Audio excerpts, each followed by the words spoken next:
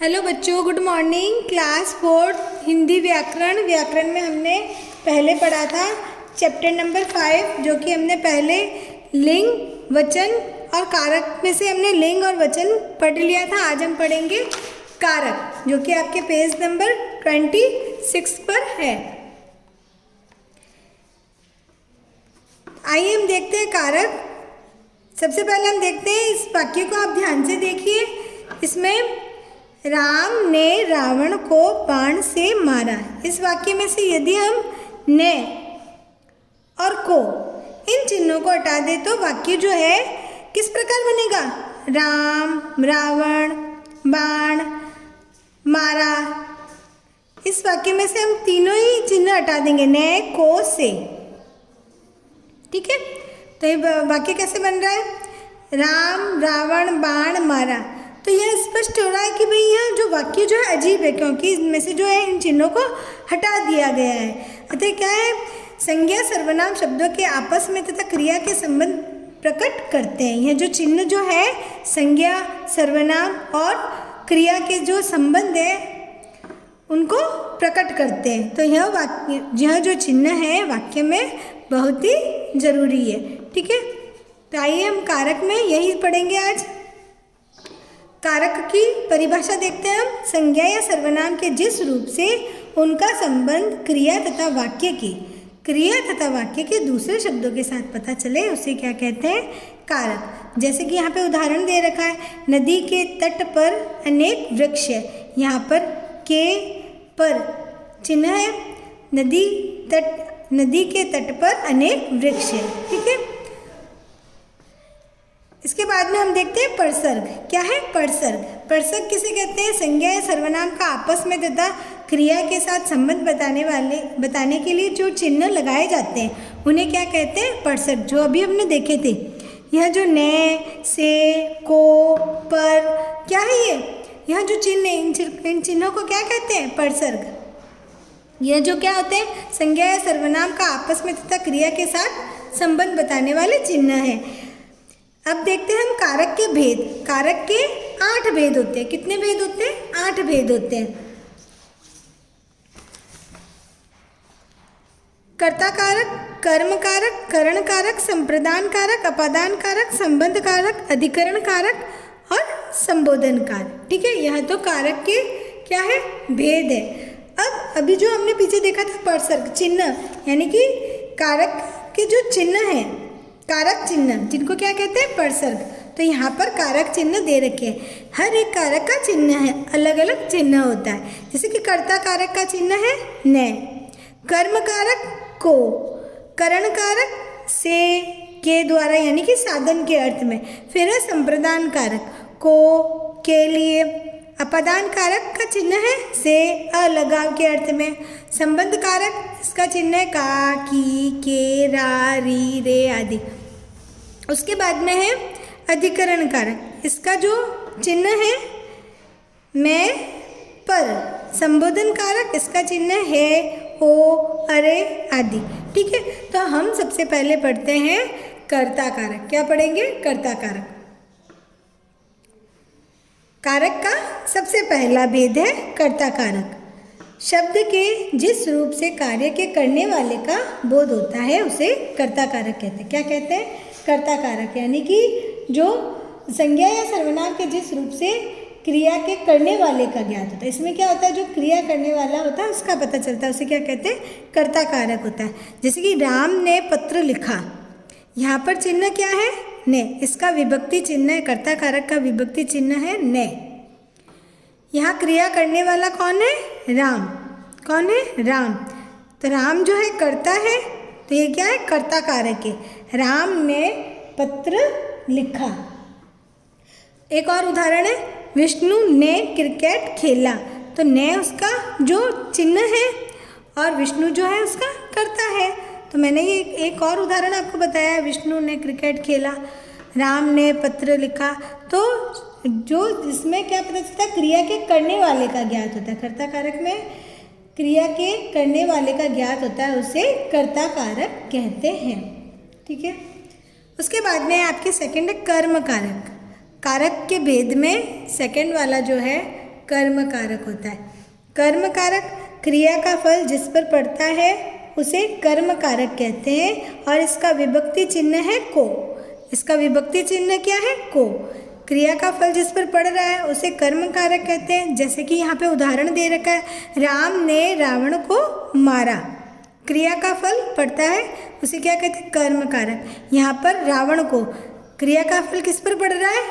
रावण पर, तो रावण को यहाँ पर क्या है? कर्म कारक। रावण को, इसका विभक्ति चिन्ह है को। क्रिया का फल जिस पर पड़ता है उसे कर्म कारक कहते हैं। रावण पर फल पड़ रहा है तो ये क्या है? कर्म कारक। अभी एक और उदाहरण है, जैसे कि माँ बच्चे को सुला रही है। अब देखते हैं आगे, करण कारक। संज्ञा या सर्वनाम, इसका तीसरा भेद कारक का। करण कारक संज्ञा या सर्वनाम के जिस रूप से कार्य के करने के साधन का बोध होता है। इसमें कार्य के करने का साधन का बोध होता है। जैसे कि कर्ता जिस साधन से क्रिया करता है उसे क्या कहते हैं?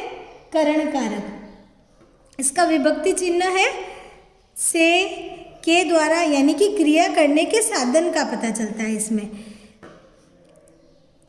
उदाहरण दे रखा है, सक्षम कलम से लिखता है। यहाँ पर सक्षम कलम से लिखता है, कलम क्या है? करण कारक है, यानी कि इसके क्रिया करने के जो साधन का पता चल रहा है। यह जो सक्षम है क्रिया कर रहा है, किससे कर रहा है? कलम से। किससे कर रहा है? कलम से। तो यहाँ पर क्रिया कर रहा है कलम से, तो यह क्रिया करने के साधन का पता चलता है। यहाँ लिखना जो है साधन कलम है, अतः कलम है करण कारक। और इसका विभक्ति चिन्ह जो है, इसका जो चिन्ह है क्या है? से, कलम से। एक और उदाहरण इसमें के द्वारा भी है, तो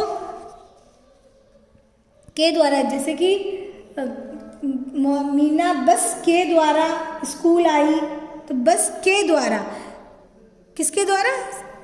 बस क्या है? साधन है, के द्वारा, बस के द्वारा। ट्रेन के द्वारा हरिद्वार गई, तो यह के द्वारा, यानी कि मीना जा रही है लेकिन उसके जाने का साधन क्या है? ट्रेन, बस। आ रही है, किससे आ रही है? बस, तो उसके आने का साधन है। तो यहाँ पर करण कारक में क्रिया करने के साधन का बोध होता है। किसका? साधन का। ठीक है। उसके बाद में है नंबर 4, संप्रदान कारक। क्या है? संप्रदान कारक। संप्रदान कारक में संप्रदान कारक का चिन्ह है को और के लिए। जिसके लिए कोई काम किया जाता है या जिसको कुछ दिया जाता है, यानी कि किसी को कुछ देने का भाव होता है इसमें, या किसी के लिए कुछ करने का भाव होता है, यह संप्रदान कारक होता है। और इसका जो विभक्ति चिन्ह है को के लिए। जैसे कि भिखारी को भिक्षा दो, यहाँ पर को जो है देने का भाव है। यहाँ भिखारी संप्रदान कारक है। क्या है? भिखारी जो है संप्रदान कारक है। और के लिए, जैसे कि मीना दादी के लिए जूस लाई, तो क्या है? के लिए। इसमें क्या आ रहा है? के लिए। यहाँ पर भी देने का भाव आ रहा है, तो यहाँ क्या है? संप्रदान कारक को, के लिए। फिर है अपादान कारक। क्या है? अपादान कारक। अपादान कारक का विभक्ति चिन्ह है से, यानी कि अलगाव, अलग होने का भाव। अपादान कारक में क्या होता है? अलग होने का भाव पता चलता है अपादान कारक में। जिससे कोई वस्तु अलग होती है उसे क्या कहते हैं? जिससे कोई वस्तु जो है अलग होती है उसे कहते हैं अपादान कारक। शब्द के जिस रूप से अलग होने का भाव प्रकट होता है उसे अपादान कारक कहते हैं। इसका जो चिन्ह है से है। हिमालय गंगा से निकलती है, तो यहाँ पर जो से निकलती है, यानी कि गंगा हिमालय से निकलती, तो यहाँ पर अलग होने का भाव, यहाँ गंगा के हिमालय से अलग होने का भाव प्रकट हो रहा है। एक और उदाहरण है, वृक्ष से पत्ता गिरता है, यानी कि वृक्ष है और पत्ता वृक्ष से नीचे गिरता है, तो यहाँ पर भी अलग होने का भाव है। वृक्ष से पत्ता गिरता है से, तो यहाँ पर अपादान कारक है जिसका विभक्ति चिन्ह है से। इसमें अलग होने का भाव प्रकट होता है। उसके बाद में है नंबर 6 संबंध कारक। संबंध कारक में जब संज्ञा तथा सर्वनाम का अन्य संज्ञा अथवा सर्वनाम के साथ संबंध दिखाया जाए तो वह क्या है, वहाँ पर संबंध कारक होता है और इसका विभक्ति चिन्ह जो है का, की, के, रा, री, रे आदि। जैसे कि जिससे एक शब्द का दूसरे शब्द से संबंध का पता चले, यानी कि एक शब्द से दूसरे शब्द का पता चले उसे क्या कहते हैं, संबंध कारक। यहाँ पर उदाहरण दे रखा है, राजीव का भाई आया। यहाँ राजीव का भाई के साथ संबंध बताया गया है, तो क्या है, संबंध कारक। जैसे कि राजा दशरथ के 4 पुत्र, तो यहाँ पर संबंध है, राजा दशरथ के संबंध कारक में आता है, के 4 पुत्र, के जो है संबंध कारक का चिन्ह है। यानी कि किसी के साथ संबंध बताना। संबंध कारक में क्या था, हमने देखा था अभी, संज्ञा तथा सर्वनाम का अन्य संज्ञा अथवा सर्वनाम के साथ संबंध बताना। जैसे कि सीता गीता की बहन है, तो संबंध बता रहे हैं ना, गीता सीता की बहन है। गीता की बहन आई, तो यह भी संबंध कारक में आता है, संबंध बता रहे हैं। अब है अधिकरण कारक। शब्द के जिस रूप से क्रिया के आधार का बोध हो, क्या है, क्रिया का आधार, उसे क्या कहते हैं, अधिकरण कारक। जैसे कि पिताजी कमरे में बैठे हैं, तो बैठने का आधार क्या है, कमरा, क्या है, कमरा। तो यहाँ पर क्या है, अधिकरण कारक। और इसका विभक्ति, इसका जो चिन्ह क्या है, मैं और पर, क्या है, मैं और पर, इसका चिन्ह है मैं और पर। ठीक है, यहाँ बैठे हैं क्रिया है, क्रिया का आधार क्या है, कमरा, अर्थात जो है यह कमरा जो है अधिकरण कारक। जैसे कि माली बाग में है, तो मैं, बाग क्या है इसमें, अधिकरण कारक। और इसमें एक चिन्ह और है पर, जैसे कि पुस्तक मेज पर है, तो यहाँ पर पुस्तक का आधार क्या है, मेज। क्रिया का आधार क्या है, यहाँ पर बैठे हैं, यहाँ पर क्रिया का आधार है कमरा, अतः कमरा जो है अधिकरण कारक है। और पुस्तक मेज पर पुस्तक है, पर है, यहाँ पे यह अधिकरण कारक में आता है। ठीक है, उसके बाद में है सबसे लास्ट वाला कारक, संबोधन कारक। जब किसी संज्ञा अथवा सर्वनाम का संबोधन कारक या उसका ध्यान आकर्षित करने का बोध हो, तो वहाँ पर संबोधन कारक होता है। इसके चिन्ह हे, अरे, ओ। इसमें बताया गया कि जिस शब्द से किसी को पुकारने, कहने का मतलब किसी को पुकारने, बुलाने, सावधान करने आदि का जो भाव प्रकट होता है, तो उसे क्या कहते हैं, संबोधन कारक कहते हैं। इसका विभक्ति चिन्ह यहाँ पे बताया गया है। अगर आप किसी को बुलाते हो तो अजी, ओ, अरे, तो यहाँ पर बुलाने से पुकारते हैं ना, अरे। बच्चों, किसी को संबोधित करते हैं, बच्चों, हे भगवान, तो ये क्या है, संबोधन कारक। और के बाद ऐसा जो है चिन्ह का प्रयोग किया जाता है, जैसे कि हे भगवान, तो यहाँ पर अरे,